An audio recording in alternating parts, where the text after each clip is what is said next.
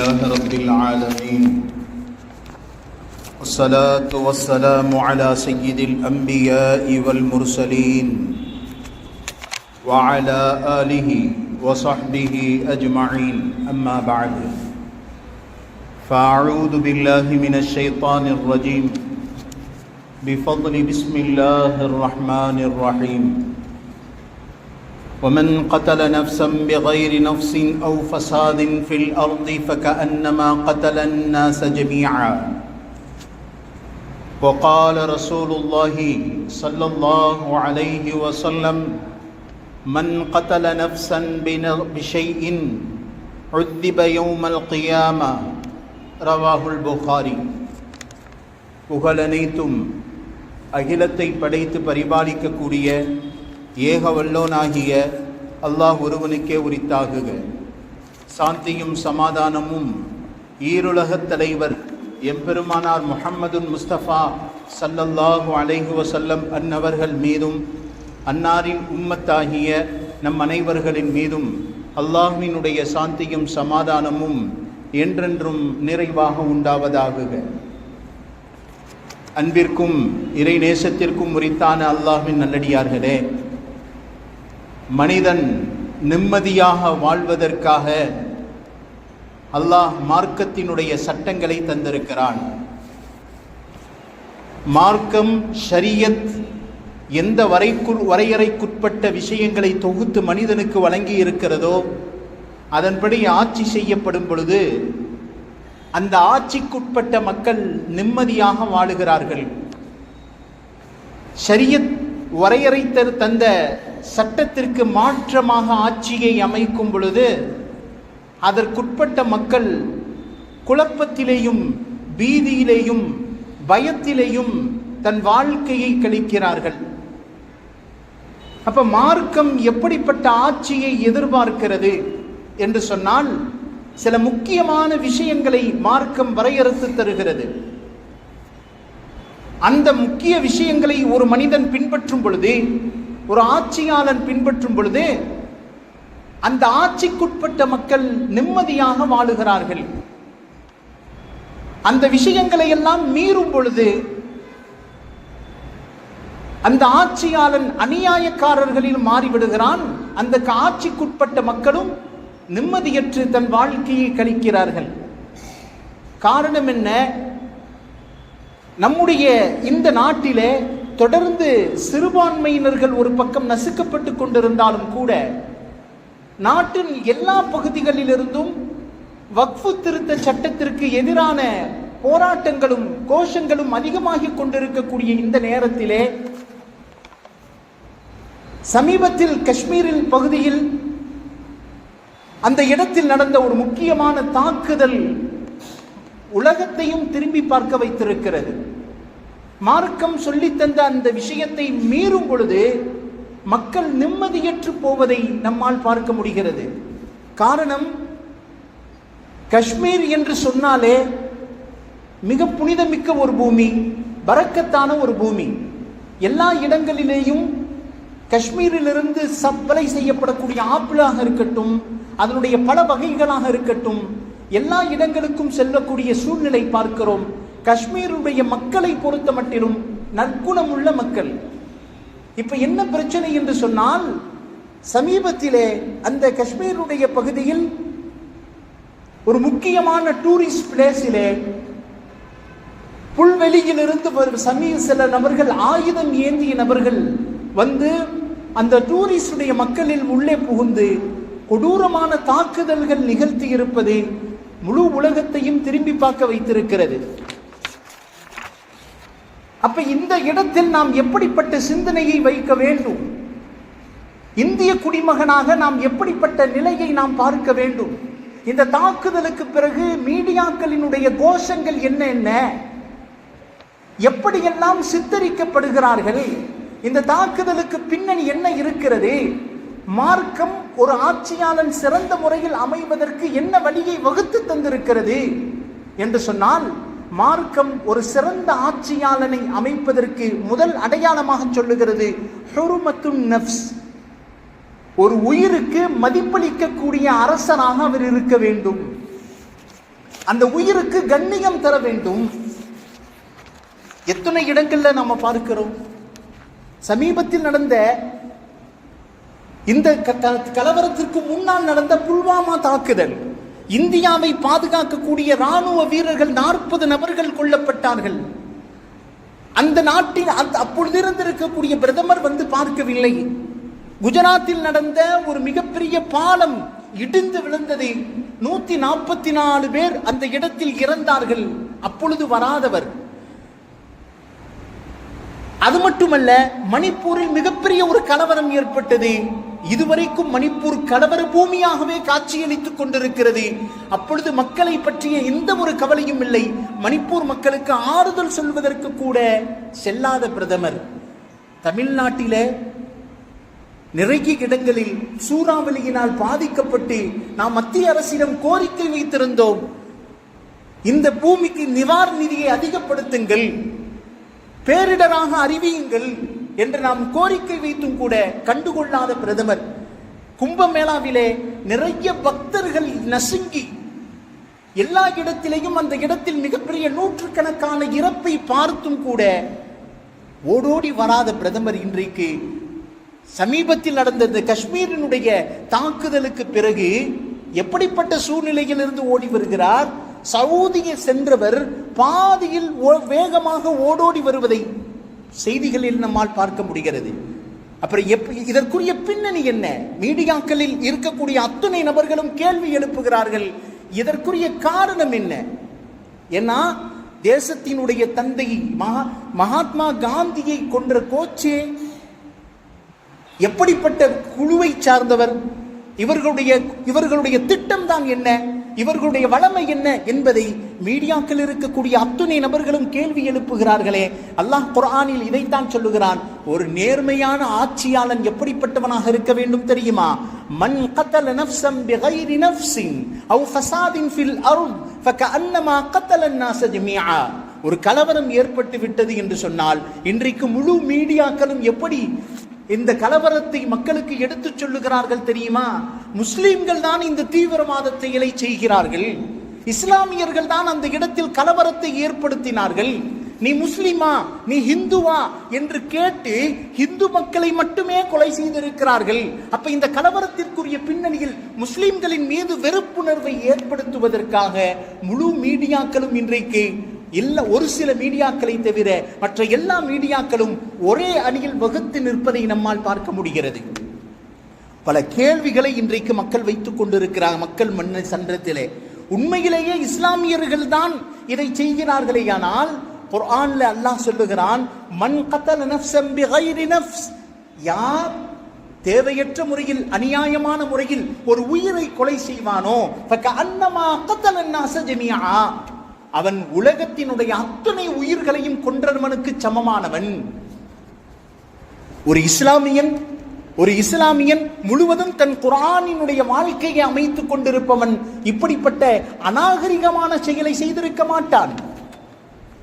ஒரு இஸ்லாமியன் குர்ஆன் தன் வாழ்க்கையை ஷரியத்துக்கட்பட்ட வாழ்க்கையாக இருக்கக்கூடியவன் இப்படிப்பட்ட அநாகரிகமான செயலை செய்ய மாட்டான். ஏன்னா இந்த தாக்குதலில் ஈடுபட்டவர்களை நாம எப்படிப்பட்ட நிலையில பார்க்க வேண்டும் தெரியுமா? இந்த கூட்டம் மனிதர்களே மிக மோசமான கூட்டம், மனிதர்களுக்கு தொல்லை தரக்கூடிய கூட்டம். அது யாராக இருந்தாலும் சரி, முஸ்லிம் பெயர் தாங்கிகள் என்பதற்காக அவர்களை முஸ்லிம்களாக நாம் ஆக்கிவிட முடியாது. இவர்களை இப்படியும் பார்க்கலாம், மாட்டுக்கறி வைத்திருக்கிறார்கள் என்பதற்காக வீடுகளில் தேடி ஃப்ரிட்ஜுகளை தொடர்ந்து செக் பண்ணி அவர்கள்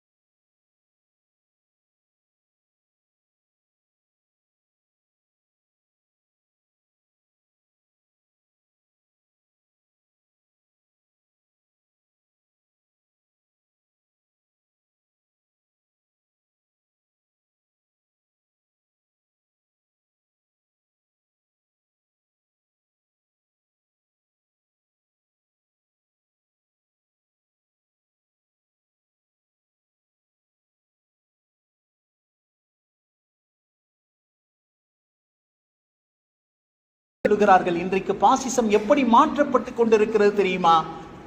பாதிக்கப்பட்ட குடும்பரிடத்தில் ஒரு எம்எல்ஏ போய் சொல்லுகிறாரு, आप बोल देना आप हिंदू बोलने की वजह से कत्ल हो चुका है. நீ இப்படி சொல்லி கணவனை இழந்து அழுதக்கூடிய ஒரு பெண்ணிடத்துல பார்த்து இந்த எம்எல்ஏ இப்படி சொல்றாரு, நீ ஹிந்துவாக இருந்ததனால் நீ ஹிந்துவா என்று கேட்டு உன்னுடைய கணவனை கொலை செய்தார்கள் என்று மீடியாவிடத்தில் சொல்கின்றாரே. எப்படிப்பட்ட ஒரு கருத்து திணிப்பு நாம் யோசித்து பார்க்கிறோம். அந்த பெண் சொல்லிவிட்டால் நாங்க முஸ்லிம் இல்லை என்று சொன்னதுனால தான் வெட்டினாங்கன்னு சொன்னார். ஆனால் அல்லாஹ் உண்மையை வெளிக்கொண்டு வந்து விடுகிறான். எந்த இடத்திலே இஸ்லாத்திற்கு எதிராக சூழ்ச்சிகள் செய்யப்பட்டு கொண்டிருக்கிறதோ அந்த இடத்திலிருந்து அல்லாஹ் ஜல்ல ஷானஹு வ தஆலா மிகப்பெரிய சூழ்ச்சியை கொண்டு வந்துகிறான். அல்லாஹ் சூழ்ச்சிக்காரனுக்கெல்லாம் சூழ்ச்சிக்காரனாக இருக்கிறான். நிறைய கேள்விகள் எழுப்புகிறான். இதற்கு முன்னால் நடந்த நிறைய தாக்குதல்கள் இருந்தது, நிறைய கலவரங்கள் ஏற்பட்டது. முஸ்லிம்களை மீது பழியை சுமத்தி அதன் மூலமாக வரக்கூடிய குருதிகளை வைத்து தன்னுடைய நாற்காலியை தக்க வைத்துக் கொள்வதற்காக வேண்டி இன்றைக்கு இருக்கக்கூடிய அரசு மிக பெரும் முயற்சியை செய்து கொண்டு வருகிறது. மிக பெரும் முயற்சியை செய்து கொண்டு வருகிறது. யோசித்து பார்க்கிறோம். இப்ப நிறைய பிரச்சனைகள் தொடர்ந்து வரும் பொழுது மக்கள் கேள்விகளை எழுப்ப ஆரம்பிக்கிறாங்க. என்னங்க கேள்விகளை எழுப்ப ஆரம்பிக்கிறாங்க. நிறைய கலவரங்கள்ல இந்தியாவுடைய பகுதிகளில் ஏற்படத்தான் செய்தது. புல்வாமா கலவரம், 40 ராணுவ வீரர்கள் ஒரே இடத்திலேயே கொலை செய்யப்பட்டார்கள். அந்த இடத்துல நேர்ல வந்து பார்க்கவில்லையே. குஜராத்தினுடைய பாலம் இடிந்து விழுந்தது, அந்த இடத்தில் வந்து பார்க்கவில்லையே. யோசித்து பார்க்கிறோம். அல்லாஹ் ஜல்ல ஷானஹு வ தஆலா ஒரு நேர்மையான ஆட்சியாளருக்கு என்னென்ன இலக்காரங்களை அல்லாஹ் சொல்லி இருக்கிறானோ அந்த இலக்குகளின்படி ஆட்சி அமைக்கும் பொழுது நாட்டு மக்கள் நிம்மதியாக இருக்கிறார்கள்.